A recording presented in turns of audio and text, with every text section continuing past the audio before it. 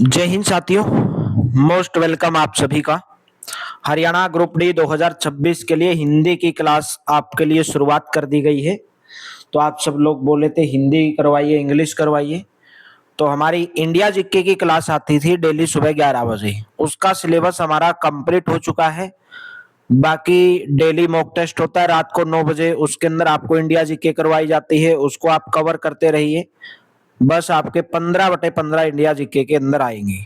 Science का आपका syllabus complete हो जाएगा आज। उसके बाद में साइंस की जगह पे जो डेली 2 बजे क्लास आती है, इंग्लिश की क्लास की शुरुआत करेंगे। बाकी जो साइंस है आपकी कवर होती रहेगी डेली रात को 9 बजे मॉक टेस्ट से। बाकी अगर मैं बात करूं हमारी हिंदी और इंग्लिश, इंडिया जीके की जगह डेली सुबह 11 बजे हिंदी की क्लास और साइंस वाले की जगह 2 बजे इंग्लिश की क्लास। डेली सुबह 7 बजे Haryana GK, Haryana current affairs की क्लास। तो 22 टॉपिक है हिंदी के अंदर जो आपके एग्जाम में पूछे जाते हैं। पहले हम सिलेबस को देखेंगे, फिर कवर करेंगे। पहले हम पूरी की पूरी हिंदी थ्योरी वाइज करेंगे। थ्योरी अगर आपकी क्लियर होगी, हिंदी में संधि क्या बोलते हैं, कौन सी संधि क्या होती है, समास क्या होते हैं, अगर थ्योरी क्लियर है तो आराम से आप एमसीक्यू क्वेश्चन कर सकते हैं। तो पहले मैं पूरे की पूरी 22 के 22 टॉपिक थ्योरी करवाऊंगा, फिर आपको अलग से प्रैक्टिस करवाऊंगा। ठीक है, तो ये क्लासेस का टाइमिंग है। बाकी जब आपका एग्जाम नजदीक आ जाएगा या बीच बीच में संडे या सैटरडे को मैं मैराथन लेकर के साइंस को दोबारा से एक एक मैराथन में आपको, ताकि आपका रिवीजन हो सके, कभी इंडिया जीके की मैराथन, इस तरीके से मैं करवाता रहूंगा। तो डेली सुबह 11 बजे अभी हिंदी की क्लास मिलेगी और डेली दोपहर को 2 बजे जो आपको कल से साइंस की क्लास मिलेगी। तो आपके डिमांड को पूरा कर दिया गया है भाई। चलिए शुरुआत करेंगे हम हिंदी की। सबसे पहले आपका सिलेबस क्या रहेगा हिंदी का भी, यानी कि क्या क्या आपके टॉपिक हैं जो आपके एग्जाम में पूछे जाएंगे। एक तो आपका वर्णमाला, वर्णमाला में आपके स्वर आ जाएंगे, व्यंजन आ जाएंगे, ठीक है, विसर्ग, अनुस्वार सब आ जाएंगे। वर्णमाला संज्ञा, सर्वनाम, क्रिया, विशेषण, अव्यय, संधि, यानी कि लिंग, वचन, कारक, काल, विराम चिन्ह, उपसर्ग और प्रत्यय। नेक्स्ट अगर मैं बात करूं शुद्ध वर्तनी, शुद्ध अशुद्ध वाक्य पूछे जाते हैं। रस, छंद, अलंकार, वाक्य, वाक्य शुद्धि, विलोम शब्द, पर्यायवाची शब्द, समरूपी, भिन्नार्थक शब्द, अनेकार्थी शब्द, शब्द रूप, शब्द विचार, तत्सम, तद्भव और वाच्य। वैसे कुल मिलाकर के 25 हैं, लेकिन इसमें कुछ टॉपिक हैं जो एक एक करके एक में ही कवर हो जाते हैं। ठीक है, तो हिंदी साहित्य से रिलेटेड जैसे कुछ कवि हैं, कुछ रचनाएं हैं, उनसे रिलेटेड। तो आज हम जो टॉपिक की शुरुआत करने जा रहे हैं वो हमारा आज का टॉपिक रहेगा वही वर्णमाला। एक दिन में एक टॉपिक खत्म करेंगे। लंबी क्लास हो सकती है, लेकिन आपको पूरा का पूरा क्लास को देखना है। ये आपका पूरा का पूरा सिलेबस है, एकदम बेहतरीन हैंड रिटन नोट्स हैं। अगर आपको ऑल सब्जेक्ट पीडीएफ चाहिए हरियाणा ग्रुप डी के लिए, आप इस नंबर के ऊपर व्हाट्सएप करके प्राप्त कर सकते हैं, 8813058810 भाई। कंप्लीट पीडीएफ का जो प्राइस रहेगा वो 230 रुपीज प्राइस रहेगा। चलिए शुरुआत करेंगे। सबसे पहले यहाँ पे वर्णमाला। वर्णमाला क्या होता है? वर्णों का व्यवस्थित क्रम को वर्णमाला बोलते हैं। वर्ण जो है वो होता है जिसको तोड़ा ना जा सके, जिसको हम तोड़ नहीं सकते, उसको हम वर्ण बोलते हैं। भाषा की सबसे छोटी इकाई वर्ण या ध्वनि। भाषा की सबसे छोटी सार्थक इकाई, भाषा की सबसे छोटी सार्थक इकाई होती है शब्द। सार्थक का मतलब होता है जिसका कोई ना कोई अर्थ निकलता हो। भाषा की सबसे छोटी लिखित इकाई है वर्ण। भाषा की सबसे छोटी मौखिक इकाई है ध्वनि। वर्ण के कितने भेद होते हैं? वर्ण मेरे दोस्तों, एक स्वर होता है, एक व्यंजन होता है। स्वर जो भी वर्ण स्वतंत्र रूप से बोले जाएं। स्वतंत्र रूप का मतलब है जो किसी अन्य वर्ण की सहायता से ना न बोले जाएं।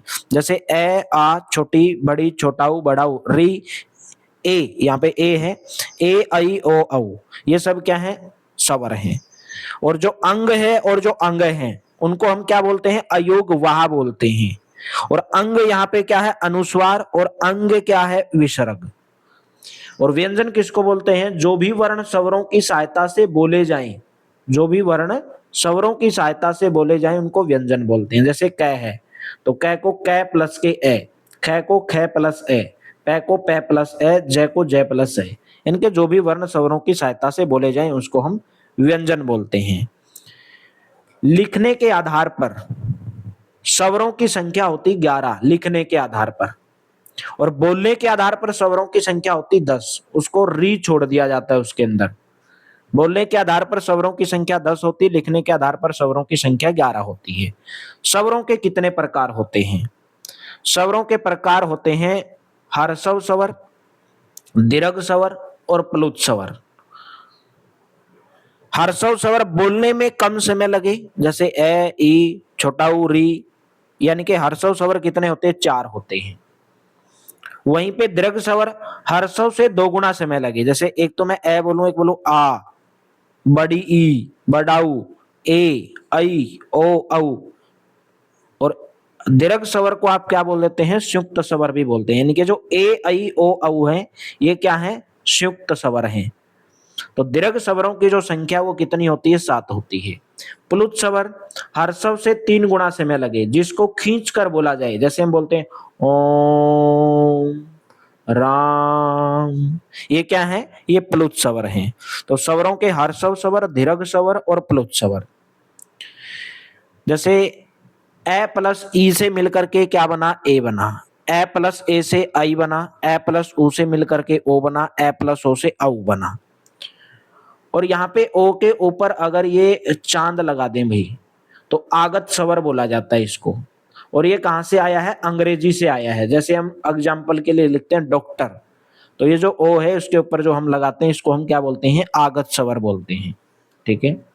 नेक्स्ट मैं बात करूंगा जीव के आधार पर स्वरों का वर्गीकरण। किसके आधार पर? जीव के आधार पर। देखो जब भी आप कोई भी ए बोलते हो, आ बोलते हो, ई, छोटी बड़ी, छोटाऊ बड़ाऊ, तो कहीं ना कहीं आपका जो जीव का अंग है, जो जीव है कहाँ पे टच हो रही है? कहीं पे मुर्दा पे टच हो रही है, कहीं पे आपको दांतों पे टच हो रही है। तो उस तरीके से जीव के आधार पर स्वरों का वर्गीकरण किया गया। कौन कौन से भाई? अगर स्वर, मध्य स्वर और पश्च स्वर। अगर स्वर कौन से हैं? ई, बड़ी ई, ए और आई। जीव के अगले हिस्से से बोले जाने वाले स्वर भाई, जैसे बोल के देखो ई, बड़ी, ए, ऐ।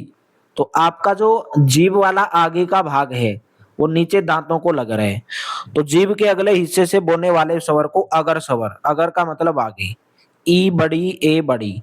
यहाँ पे मध्य स्वर ए, जिन स्वरों के उच्चारण में जीभ का मध्य भाग काम करता है, बीच वाला, जैसे बोलेंगे आ, तो इसमें आपका जो जीभ का बीच वाला हिस्सा थोड़ा सा वो काम कर रहे हैं भाई। पश्च स्वर आ, उ, बड़ाऊ, ओ, औ, जिन स्वरों के उच्चारण में जीभ का पश्च भाग काम करता है, आ, उ, यानी कि पश्च की अगर मैं बात करूं पीछे का भाग, उ। ठीक है। यहाँ पे साइड वाले जो आपका भाग है, पीछे का भाग काम करता है पश्च स्वर में। और मुख खुलने के आधार पर, मुख खुलने के आधार पर स्वरों का वर्गीकरण भाई। संवरित स्वर, अर्ध संवरित, विवरित स्वर और अर्ध विवरित, 4 प्रकार के। संवरित स्वर कौन से हैं? छोटाऊ, बड़ाऊ, छोटी, बड़ी। क्यों है? जिन स्वरों के उच्चारण में मुख लगभग क्या हो? बंद हो। जैसे हम बोलते हैं ऊ, बड़ाऊ, ई, आपका जो मुंह है वो लगभग बंद रहेगा, थोड़ा सा खुला रहेगा, लगभग बंद रहेगा, तो उसको हम संवरित स्वर बोलेंगे। ओ, ए, जिन स्वरों के उच्चारण में मुख आधा बंद हो, जैसे ओ बोल के देखो, ओ बोलोगे तो आपका आधा मुंह क्या है? बंद है भाई। और संवरित स्वर में लगभग बंद होता है, लगभग, बस थोड़ा सा खुला होता है। विवरित स्वर जैसे मैं बोलूं आ, जिन स्वरों के उच्चारण में मुख पूरा खुला रहता है, आ बोलेंगे तो पूरा मुंह खुला हो जाएगा, आपका विवरित स्वर बोलेंगे। अर्ध विवरित ए, ओ, ऐ, जिन स्वरों के उच्चारण में मुख आधा खुला हो, ए, ओ, ऐ। देखो आपका मुंह ए बोल के देखो, ए, उ, फिर बंद, थोड़ा खुला रहेगा, गोल हो जाएगा, ऐ, थोड़ा से चौड़ा हो जाएगा, यानी कि मुंह की जो आपके बोलने की वो चेंज होती जा रही है। तो जिन स्वरों के उच्चारण में मुख आधा खुला रहता है, ए बोलोगे आधा खुला रहेगा, ओ, ऐ आधा खुला रहता है। ठीक है। तो मुख खुलने के आधार पर स्वरों का वर्गीकरण संवरित स्वर, अर्ध संवरित, विवरित स्वर और अर्ध विवरित स्वर। नेक्स्ट मैं बात करूं ओष्ठकृति के आधार पर, यानी कि आपके होठों का भी कहीं ना कहीं प्रयोग किया जाता है। ओष्ठ स्वरिति उसको हम बोलेंगे वृत्तमुखी और आवृतमुखी। ओष्ठाकृति के आधार पर स्वर दो प्रकार के, वृत्तमुखी और आवृतमुखी।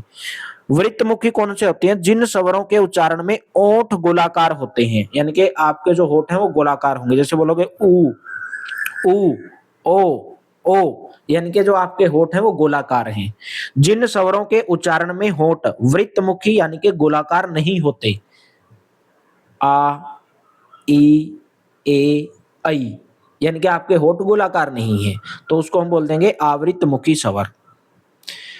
फिर नेक्स्ट है जाति के आधार पर स्वरों का वर्गीकरण किया गया है। जाति के आधार पर सजातीय स्वर और विजातीय स्वर।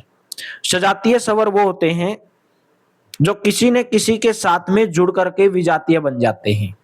जैसे ए और ई को मिलाओगे तो ए बन जाएगा, ठीक है। ए, आ और बड़ी आ को मिलाओगे, ई को मिलाओगे तो भी आई बन जाएगा। यहाँ पे ई और ओ है, यानी कि सजातीय जैसे ए, आ, छोटी, बड़ी, छोटा, ऊ, बड़ा, ऊ, ये सजातीय हैं। विजातीय ए, ऐ, ओ, औ, जैसे ए और ई को मिला करके ए बन रहे हैं भाई, ठीक है। तो ये थे स्वर, पूरा का पूरा स्वरों के बारे में। जाति के आधार पर, ओष्ठाकृति के आधार पर, बोलने के आधार पर, जीव के आधार पर, ये कुछ स्वरों के प्रकार थे। नेक्स्ट मैं बात करूंगा व्यंजन। व्यंजन क्या होते हैं? जो वर्ण स्वरों की सहायता से बोले जाएं, जो वर्ण स्वरों की सहायता से बोले जाएं, उनको हम व्यंजन बोलते हैं। और व्यंजन के 5 वर्ग हैं भाई, ठीक है। क वर्ग, च वर्ग, ट वर्ग, त वर्ग और प वर्ग, ये 5 वर्ग हैं। क में आपके क, ख, ग, घ आ जाएंगे। च में च, छ, ज, झ आ जाएंगे। ट में ट, ठ, ढ, ढ, वैसे अणे भी आएगा, पांचों के 5 आएंगे। त, थ, द, ध, न आ जाएगा। प, फ, ब, भ, म आ जाएगा। लेकिन हर वर्ग का जो लास्ट वाला, जो 5वां कॉलम का जो है अंग, ये, अणे, न, म, इनको हम क्या बोल देंगे? पंचम अक्षर। ये 5 अक्षर हैं, ये नासिकीय वर्ग है, यानी कि आपके नाक का यूज हो रहा है इसके अंदर बोलने में। ये, अणे, नाक के अंदर बोल रहे हैं आप इनको, और इनको आप सप्रस व्यंजन भी बोलते हैं। और जो ड और ढ हैं, ये उक्षपित व्यंजन है। क्या बोलते हैं? उक्षपित व्यंजन बोलते हैं। वहीं पे मैं बात करूं अंतस्थ व्यंजन। अंतस्थ व्यंजन होते हैं य, र, ल, व। ये और वह जो है अर्ध स्वर का काम करते हैं। जैसे यहाँ पे महिलाएं, महिलाओं को मैं ऐसे भी लिख सकता हूं, ए भी लिख सकता हूं, महिलाएं, तो ये अर्ध स्वर का काम करते हैं, यह और वह। जैसे कोवा, कोवा को कोवा भी लिख देते हैं, अर्ध स्वर का काम करते हैं यह और वह। अंतस्थ व्यंजन कौन से हैं? यह, र, ल, व।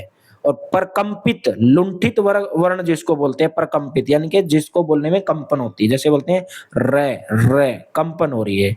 ल पार्श्विक व्यंजन होते हैं, यानी कि जीभ के पार्श्व भाग से बोला जाता है। ल, ल, यानी कि आपके जीभ का जो अगला हिस्सा है वो ऊपर तलवे के ऊपर लग रहे हैं, तो ये पार्श्विक व्यंजन बोलेंगे, जीभ के पार्श्व भाग से ये बोला जाता है। नेक्स्ट मैं बात करूंगा उष्मीय संग्रसी व्यंजन। उष्मीय संग्रसी व्यंजन क्या होते हैं? जिनका उच्चारण करते समय मुख से उष्मा या गर्म हवा निकलती है। जैसे आप बोलोगे श, श, श, यानी कि आपके मुंह से गर्म हवा निकल रही है, उनको हम उष्मीय संग्रस व्यंजन बोलेंगे। सुक्त व्यंजन कौन से होंगे? श्रेय, अक्ष, त्रे, अज्ञ। श्रेय से, श्रेय किससे मिलकर बना है? स प्लस के रे, अक्ष क प्लस के श, त्रे त प्लस के रे, अज्ञ ज प्लस के ये, ठीक है। तो ये सुक्त व्यंजन है, श्रेय, अक्ष, त्रे, अज्ञ। ये पूछा जाता है कि कितने सुक्त व्यंजन होते हैं? 4 होते हैं। उसमें संग्रही व्यंजन इसमें से बताइए कौन सा है, कितने होते हैं, ठीक है। फिर यहाँ पे वर्णों की संख्या भी, वर्ण कितने होते हैं? देखिए वर्ण जो है स्वर भी होते हैं, अयोगवाह भी होते हैं, उस अक्षिप्त भी होते हैं, संयुक्त भी होते हैं और व्यंजन भी होते हैं। इसमें स्वरों की संख्या 11 होती है। अयोगवाह 2 अंग और अंग बताया था, उक्षिपित आपको 2 बताया था, संयुक्त आपको 4 बताया और व्यंजन 33, यानी कि टोटल वर्णों की संख्या कितनी होती है? 52 होती है। यहाँ पे जो उत अक्षिपित व्यंजन है कौन से हैं? अड़ और ढ, इनसे कोई भी वर्ण शुरू नहीं होता है। यानी कि जो उक्षिपित व्यंजन है अड़ और ढ, इनसे कोई भी वर्ण शुरू नहीं होता है। अगर आपने देखा हो तो बता दीजिए। उत अक्षेपित व्यंजन इसको बोलते हैं। तो वर्णों की संख्या स्वर, अयोगवाह, उक्षतिविद, संयुक्त व्यंजन यानी कि टोटल मिला के कितनी होती है? 52 होती है। तो मैंने आपको बता दिया क वर्ग के अंदर कौन कौन से आते हैं। क, ख, ग, घ, अड़। च में च, छ, ज, झ, य। ट में ट, ठ, ड, ढ, ढ, अण। त, थ, द, ध, न, त वर्ग में। प में प, फ, ब, भ, भ। और जो यहाँ पे अंग, य, अण, न, म, ये नासिक व्यंजन है। तो कुल व्यंजन कितने हैं? 33। और सप्रस व्यंजन कितने हैं? 25। सप्रस व्यंजनों की संख्या कितनी है? यहाँ पे आप देख रहे होंगे 5, 10, 15, 20, 25। ये सभी कैसे व्यंजन है? स्पर्श व्यंजन है भाई। और कुल व्यंजन कितने हैं? 33 हैं। अंत्यस्थ व्यंजन है य, र, ल, व। और ये और वे अर्ध स्वर का काम करते, जैसे मैंने कौवा और महिलाएं का बताया था। उसमें व्यंजन है स, श, श, है, यानी कि जिसको बोलने पर हीट निकल रही हो, यानी कि हवा निकल रही हो, गर्म हवा निकल रही हो। ठीक है। रै के रूप में भाई, रै के रूप में जैसे कृपा, तो सवर वाला री यहाँ पे यूज किया गया। मात्रा में पूरा रै लगता है, कर्म में आधा रै है, यहाँ पे आधा रै है। और जिन नीचे जो है ये ट्रक, ट्रक में पूरा रै होता है। नीचे जो रै होता है वो पूरा रै होता है। कर्म जो ऊपर जो ये रै होता है ये आधा रै होता है। मात्रा के अंदर पूरा रै होता है, यानी कि मात्रा को, त्रय को कैसे लिख देंगे? तय प्लस के रै, तो पूरा रै होता है। कृपया में री वाला भाई, ये वाला जो होता है री वाला स्वर होता है, इनके रै के कुछ रूप हैं। नेक्स्ट मैं बात करूंगा प्राण वायु के आधार पर व्यंजन भाई। प्राण वायु के आधार पर, प्राण वायु के आधार पर दो प्रकार के, एक अलप प्राण होते हैं और एक महाप्राण होते हैं। ठीक है। अलप प्राण और महाप्राण, जो पहला वर्ग है, जो थर्ड वर्ग है और फिफ्थ वर्ग है, और जो अंगे है, ये अंतस्थ व्यंजन जिसको बोलने में कम प्राण वायु लगे, पहला, तीसरा और पांचवा, पहला, तीसरा और पांचवा, यानी कि फर्स्ट वाला, थर्ड वाला और पांचवा वाला। क, च, ट, त, प, ग, ज, ड़, द, ब। देखो एक तो कै बोलोगे, आप बोलोगे ख, थोड़ी सी आपको ज्यादा ऊर्जा लग रही है। च, छ, तो पहला, तीसरा और पांचवा, यानी कि कै वर्ग के, च वर्ग के, ट वर्ग के, त वर्ग के, और प वर्ग के पहला कॉलम, थर्ड कॉलम और फिफ्थ कॉलम, ये किसके अंदर आ जाएंगे? ये आपके अलप प्राण के अंदर आ जाएंगे। महाप्राण के अंदर अगर मैं बात करूं, दूसरा और चौथा, उसमें व्यंजन जिसको बोलने में अधिक प्राण वायु लगे, जैसे अभी मैंने आपको बताया था, छ आ जाएगा, छ, ठ, थ, फ, ऐसे बोलते हो आप, तो दूसरा और चौथा भाई। ठीक है। ये किसके अंदर आ जाएंगे? आपके ये महाप्राण के अंदर आ जाएंगे। तो प्राण वायु के आधार पर व्यंजन अलप प्राण और महाप्राण। नेक्स्ट, स्वर तंत्रियों में कंपन के आधार पर व्यंजन कितने प्रकार के? स्वर अघोष और घोष, या जिसको आप सघोष भी बोलते हैं। पहला और जो दूसरा कॉलम है, हर वर्ग का पहला और दूसरा कॉलम, जैसे क, ख, ग, घ, ये सब पहला और दूसरा जो कॉलम है वो अघोष के अंदर आते हैं। और श, श, श, ये भी अघोष स्वर के अंदर आते हैं। स्वर तंत्रियों के आधार पर ये भी अघोष व्यंजन आते हैं, जिसको बोलने में स्वर तंत्रियां कंपन न करें, अघोष वर्ण कहलाते हैं। ठीक है। वहीं पे जो तीसरा, चौथा और पांचवा जो कॉलम है, प्लस में जितने भी स्वर हैं, जैसे है य, र, ल, व, जिसको बोलने में स्वर तंत्रियों में कंपन हो, वे सघोष, घोण या घोष वर्ण कहलाते हैं। घोष होता है, सघोष होता है जिसको बोलने में स्वर तंत्रियां कंपन करें, और अघोष होता है जिसको बोलने में स्वर तंत्रियां कंपन न करें, उसको अघोष वर्ण बोलते हैं। ठीक है। देखो उच्चारण स्थान बोलेंगे भी इनका, जो मैंने आपको वर्ग बताए थे उनका उच्चारण स्थान कौन सा है? देखो जो कै वर्ग वाले हैं, क, ख, ग, घ, अड़, ठीक है, ये आपके इनका उच्चारण स्थान कौन सा है? कंठे, कंठे से बोले जाते हैं, कंठ का यूज, क, ख, ग, देखिए हाथ रख के देखिए यहाँ पे आपके कंठ के ऊपर, क, ख, ग, घ, अड़, थोड़ी थोड़ी ऐसे आपको पता चलेगा कि आपके कंठ का यूज हो रहा है।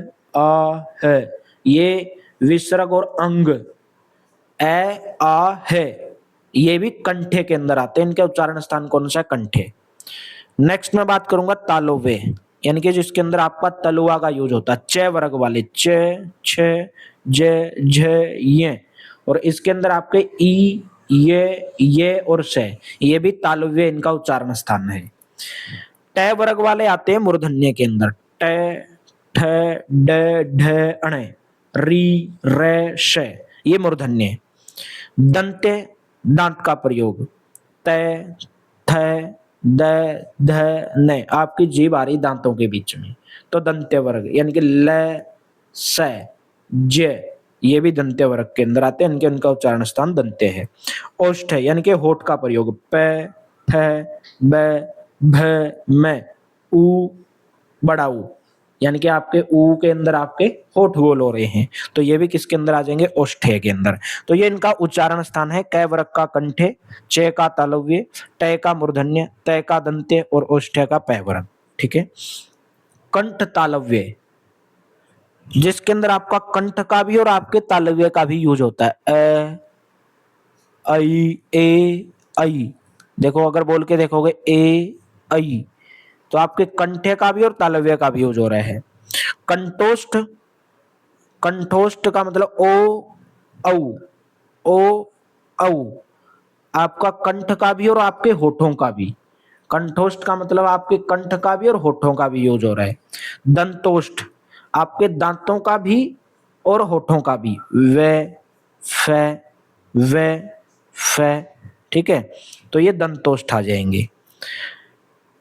नेक्स्ट मैं बात करूंगा ऊ बड़ा ऊ, ये इसको आप बोलते हैं पश्च संवरित स्वर, और वत्स्य वर्ण भाई, न, र, ल, श, क, के बिंदे नीचे जो बिंदी होगी क, ख, ग के, इसको बोलेंगे क, ख, ग, तो इसमें अली जिह्वा यानी कि जिह्वा मूल का प्रयोग, इनको क्या बोलेंगे, जिह्वा मूल। वत्सर्य ध्वनि वत्स्य वर्ण आपको बता दिया, न, श, ल, ज, र, ठीक है। न, जिसके अंदर आपकी थोड़ी नासिका का भी प्रयोग हो और थोड़ी कंपन हो, तो उनको क्या बोल देंगे, वत्स्य वर्ण बोल देंगे। तो ये था आज का हमारा टॉपिक भाई, वर्ण के बारे में, वर्णमाला के बारे में। तो हमने पूरा का पूरा ये पढ़ा। उम्मीद करता हूँ आपको अच्छा लगा होगा, बेहतर लगा होगा। अगर आपको अच्छा लगा हो तो वीडियो को लाइक कर दो भाई, शेयर कर दो ज़्यादा से ज़्यादा। पहली क्लास है हमारी, रिस्पॉन्स जरूर दे दीजिए कि आपको ये कैसा लगा, सेशन कैसा लगा। पूरा का पूरा आपको कंप्लीट हिंदी का सिलेबस 22 दिन 22 टॉपिक चलेंगे। वैसे 25 हैं, लेकिन वो 22 दिन के अंदर हो जाएंगे क्योंकि कुछ छोटे छोटे टॉपिक हैं। उसके बाद में जब आपकी पूरी की पूरी ये कंप्लीट हो जाएगी 20 से 22 दिन में, उसके बाद हम जो कंप्लीट करेंगे वो इसके ऊपर हम एमसीक्यू लगाएंगे। पहले थ्योरी अच्छे से कंप्लीट करिए, बार बार पढ़िए, कोई ज्यादा नहीं है एक दिन की क्लास में, बार बार पढ़ोगे और जब क्वेश्चन लगाओगे तो आराम से आपके क्वेश्चन सोल्व हो जाएंगे। तो थैंक यू। कैसी लगी क्लास कमेंट बॉक्स में जरूर बता दीजिए। Thank you, have a nice day.